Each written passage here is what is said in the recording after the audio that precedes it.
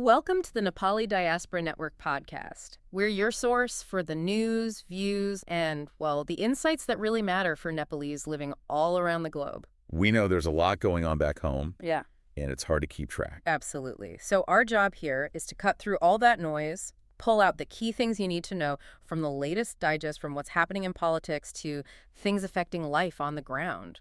And there's definitely a lot happening. We're seeing a real period of change, maybe even turmoil. The fallout from the Gen Z protests is still causing ripples, major ones. Yeah, leading to big clashes between, say, the government and the courts. Right. And then there are these critical updates affecting Nepalese abroad, passports, jobs, that kind of thing. Plus big news from the mountains and the economy. So that's our mission today. Let's dive deep into this latest cycle and figure out what it all means, especially for you, our listeners in the diaspora. Okay, let's start with the political situation, specifically the aftermath of those Gen Z protests back in September.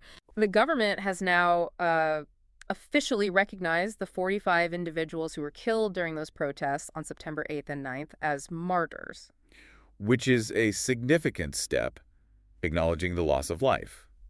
But like so much else right now, even this decision is getting caught up in legal challenges. How so? Well, what's really interesting is the Supreme Court stepping in. They're not actually ruling on the protests themselves, Okay. They're focused on the investigation into the protests. Specifically, the High-Level Inquiry Commission led by Gauri Bahana Kafarki. Right, I remember that being set up. The courts issued a show cause order, basically asking, hey, can the members of this commission actually be impartial? Because of things they might have said before. Exactly. It invokes this legal idea, natural justice. If you've already made public statements, can you really conduct a neutral investigation? The court wants the commission to answer that. And what about the actual court case related to the protests? Well, the court decided there weren't grounds to include political parties as defendants. Some people wanted that, but the court said no. Okay. But they did order other respondents to submit written replies. People like the Office of the President. So that process is still moving forward. Slowly. And meanwhile, you see the police making arrests related to specific incidents during the protests, like recovering a looted gas gun. So accountability is happening, but it's piecemeal. But the bigger, maybe more worrying thing is this clash between institutions, isn't it? Oh, absolutely. This is quite dramatic. The government basically ignored a direct interim order from the Supreme Court. About the ambassadors. Yes. The court had explicitly stopped the recall of 11 politically appointed ambassadors, put a pause on it. And the government just went ahead anyway. Sent fresh letters telling them to come back to the Ministry of Foreign Affairs. Just defied the court order. Wow. That feels like more than just politics. That's a direct challenge to the court's authority, right? It really is. It hits at the core of the separation of powers, a fundamental part of the Constitution. And how are legal bodies reacting? The Nepal Bar Association, the NBA, they jumped in straight away, put out a statement expressing serious concern. Okay. They argued that ignoring court orders, even indirectly, leads to arbitrariness and fundamentally weakens the judiciary. And why does this matter so much, especially for Nepalese abroad? Because institutional stability relies on the rule of law. If political convenience starts trumping court decisions, that foundation gets shaky. And a stable, functional state is crucial for everyone, home and abroad. Speaking of defying norms, let's talk about Kathmandu's mayor, Balin Shah. Ah, yes, Mayor Shah never avoids the spotlight. Definitely not. But this time, it seems he really went pretty far. A social media post filled with profanity, targeting major global powers and domestic parties. It was, well, shocking is probably the word, especially coming from the mayor of the capital city. He targeted the U.S., India, China, and Nepal's own political parties in this really aggressive online rant. What was the trigger for that, do we know? The exact immediate trigger isn't always clear with his posts, but the fallout was swift and domestic. The youth wing of the CPN-UML, USI Nepal, they didn't waste any time. They filed a formal complaint against him with the Cyber Bureau. And the charges? Serious ones. Crime against social peace, defamation, and cybercrime. That phrase, crime against social peace, sounds quite formal. What does it actually mean in practice? Essentially, it's about stirring up trouble or disrupting public order. The accusation is that by using such inflammatory, uncivil language against foreign countries and domestic groups on a public platform, he went beyond political debate. So it's seen as actively undermining stability. That's the charge. that his communication style itself has become a threat to social peace and respect for institutions. It feels like his very unorthodox approach might be hitting a legal wall now. Okay, let's shift focus a bit to the wider political scene. There's been this move towards unification on the left, Yes, quite a significant development. 9 communist parties have come together. including the big ones, Maoist Center and Unified Socialist. That's right. They've formed, or reformed perhaps, the Nepali Communist Party, the NCP. Pushpa Kamal Dahal is the coordinator, with Madhav Kumar Nepal as co-coordinator. But the question everyone's asking is this real unity? Or is it more about consolidating power for now? A marriage of convenience. That's the million-rupee question, isn't it? History tells us these leftist alliances in Nepal can be quite fragile. Often they're driven by immediate political needs rather than deep ideological agreement. So we'll have to see how durable this NCP proves to be. And while the left tries to unite, the Nepali Congress seems to be pulling itself apart. It certainly looks that way. Their Central Working Committee meeting postponed again. What's the core issue there? It's fundamentally about the timing of their big party conference, the 15th General Convention, and tied to that, leadership. Right. Should it be before or after the upcoming March 5th election? Exactly. You've got one faction, led by General Secretary Gagan Thapa, pushing hard for the convention before the election. They want internal accountability, maybe a change in leadership, a generational shift before facing the voters. And the other side? The establishment faction is resisting that push. They want the election first. The fact that they can't even hold a CWC meeting just shows how deep this internal conflict runs. Yeah. It's really paralyzing the oldest party in the country. Okay, let's pivot sharply now to the economy. There's a major fight brewing between the Nepal Electricity Authority, the NEA, and industrialists. Yes, a really high-stakes dispute over these things called dedicated feeder charges. The amount of money involved is huge, right? Over 8 billion rupees. That's the figure, yeah. Massive outstanding dues. And because of this, the NEA has actually cut off power to 25 factories. Which must be causing chaos, jobs lost, production halted. Absolutely. Thousands of jobs are potentially at risk. So for listeners who maybe aren't familiar, what exactly is a dedicated feeder? And why are the industrialists refusing to pay this premium? Okay, good question. So a dedicated feeder is basically a special power line that guarantees a factory premium electricity service, meaning uninterruptible power, 2047 Fornox. And industrialists signed up for this, agreed to pay higher rates. They did. They signed contracts for this guaranteed service at a premium price. So why the refusal to pay now? Their argument, and this is what's being challenged legally, is that the NEA didn't consistently provide that premium uninterruptible service. They claimed there were still outages and fluctuations. So they're saying, we didn't get what we paid the premium for. Essentially, yes. If the service wasn't delivered as promised, why should they pay the extra premium charge on top of the regular electricity bill? That's the core of their argument for not paying the 8 billion rupees. That makes sense. It clarifies the conflict. Yeah. So is there any path forward? How are they trying to break this deadlock? Well, the private sector, through the FNCCI, that's the Federation of Nepalese Chambers of Commerce and Industry, they've put forward a potential solution, a conditional one. They've offered to pay the first installment of the repayment plan. It's apparently a 28 installment plan.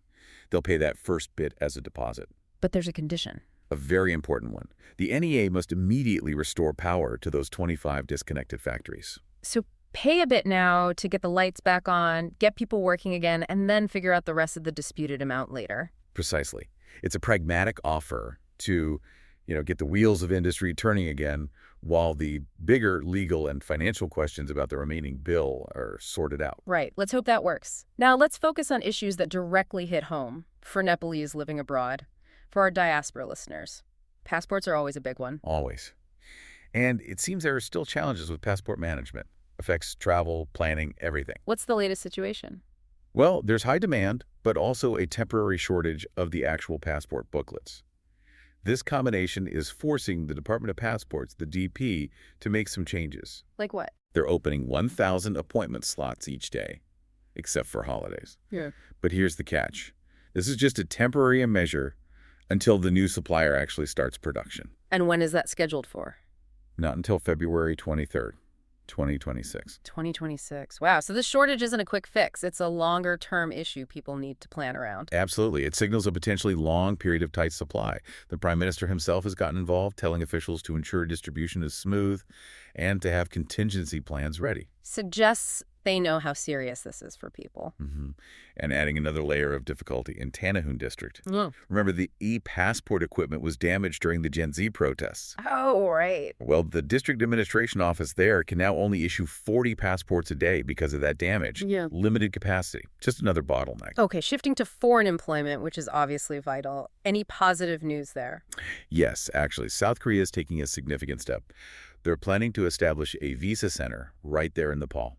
What's the aim of that? To make things smoother and more efficient for Nepalese workers going to Korea under the employment permit system, the EPS, should streamline the process quite a bit. That sounds helpful. But there are always risks, aren't there? There are. And the Department of Foreign Employment, the DOFE, is warning workers about that. They're cautioning people not to fall for false promises or rumors, especially on social media, about getting EPS jobs. They're emphasizing the official channel. Right. Stressing that the official process is fair, transparent, and reliable.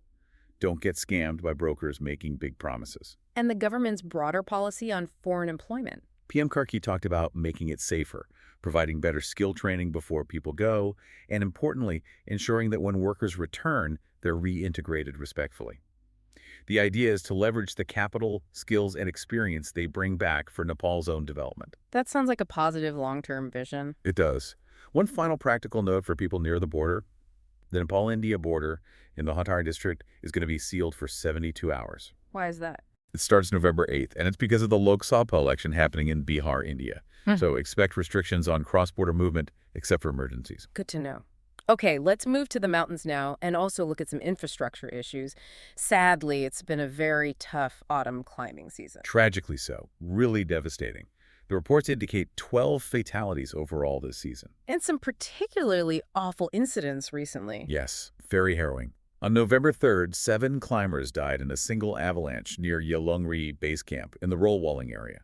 That included 5 foreign climbers and 2 Nepalese guides. Terrible. And then, just a day later, November 4th, 2 Italian climbers were found dead in their tent up at Camp I of Panbari Himal, which is in the Manaslu region. Just awful news. And these tragedies inevitably bring up questions about safety and rescue procedures again, don't they? They do. There are ongoing allegations of negligence swirling around. One specific case involves global rescue and the death of an Australian climber on Himlan Himal. What's the issue there? Well, Global Rescue denies the claims, saying a high-altitude helicopter rescue in that situation would have violated Nepal's civil aviation rules. But the family and others are questioning the response. But it points to a bigger problem. I think so. Beyond any specific incident, there are these persistent complaints about bureaucratic delays. Delays in getting the necessary approvals for rescue flights during those critical life-or-death moments. When every minute counts. Exactly. When you need a helicopter now, wading through red tape can be fatal. It connects back, in a way, to the institutional issues we talked about earlier. Dysfunction can have deadly consequences. On a much more positive note, though, there's good news for tourism and the environment from the mountains. Yes, thankfully. The Manaslu trekking route, which was affected by Cyclone Mantha, has reopened as the weather has improved. So trekkers can get back on that beautiful trail. That's great. And some encouraging wildlife news, too. Fantastic news, actually. Endangered red pandas have been spotted again in the Dhaulagiri region. Researchers estimate there could be anywhere from 6 to maybe 25 individuals there. A hopeful sign for that species. Wonderful. And another success story, the rare cheer pheasant. Its population seems to have really bounced back in the Kalgandaki River Basin. Back in 2009, they only counted 6 pairs. And now? Recently, researchers recorded 18 pairs. That's a significant increase and a real credit to local conservation efforts. That's genuinely heartening news. Now let's end our infrastructure section with a more critical look. There's some debate about Nepal building multiple big international airports simultaneously. Yes, Pokhara and Lumbini are relatively new, and then there's still talk about the huge Nigad project. The critique that's emerging is about whether this is the right strategy. What's the specific concern? The argument is that political motivations might be driving these big, high-profile projects, perhaps more than solid feasibility studies or real engineering needs assessments. And the consequence of that? Potentially a huge financial burden. These airports are often built with significant foreign loans, particularly from the ADB and Chinese lenders. But if they aren't fully operational, or they're underutilized, then you have massive debt without the expected economic return. Exactly. Critics worry it could lead towards a debt trap scenario, or the country struggles to repay loans for infrastructure that isn't generating enough revenue. It also raises questions about priorities, right? Yeah. Opportunity cost. Absolutely. Mm. If all this money and debt capacity is going into these large airports, what other, perhaps less glamorous but maybe more essential, infrastructure is being neglected? Things like better sanitation, reliable local roads, or even just upgrading existing regional airports effectively. It's that classic tension between national ambition and practical local needs and financial reality. It really is. Though on a smaller scale, there are positive local economic signs too. Like in Japa, lots of new cottage and small industries registered recently. Mm. And interestingly, imports of electric vehicles, cars, jeeps, vans through the Bergensch checkpoint have surged compared to last year. A definite sign of a shift towards greener transport, at least in imports. So we've covered a huge amount today. It feels like Nepal is really in a state of flux. Definitely. You see these institutional clashes, like the government versus the Supreme Court on the ambassadors. You see Mayor Shah pushing boundaries with his rhetoric. Then there's the political maneuvering, the left unifying, at least on paper, while the Nepali Congress struggles with internal divisions. And major economic standoffs, like the NEA versus the industrialists over those power dues, plus the ongoing, very real safety issues highlighted by the tragedies in the mountains. Underlying it all seems to be this theme of political fragmentation clashing with these rising demands for accountability, perhaps especially from the younger generation. Yeah, you see institutions really being tested. The authority of the judiciary, the ability of established parties to manage leadership transitions, the efficiency of the bureaucracy when lives are on the line. Which leads us perfectly into our final thought for you, our listeners, to ponder. As Nepal's institutions grapple with these really fundamental challenges, things like judicial authority, transferring leadership, basic bureaucratic function, how will these new political alignments, like the unified NCP and the persistent demands from the Gen Z generation, actually impact the country's ability to find long-term stability? Can genuine accountability be achieved amidst all this change? That's the big question hanging over everything, isn't it? Mm-hmm. Something to keep watching. Indeed.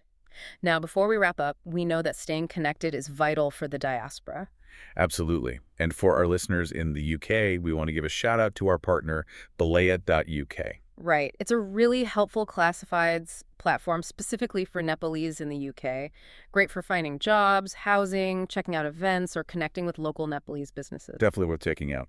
Belaya.uk. And for the full newsletter that this deep dive is based on, plus more detailed updates and other resources for the diaspora, please make sure you visit our website. That's nepalidiaspora.net. Thank you so much for joining us for the deep dive here on the Nepali Diaspora Network podcast. We'll be back soon with more essential insights.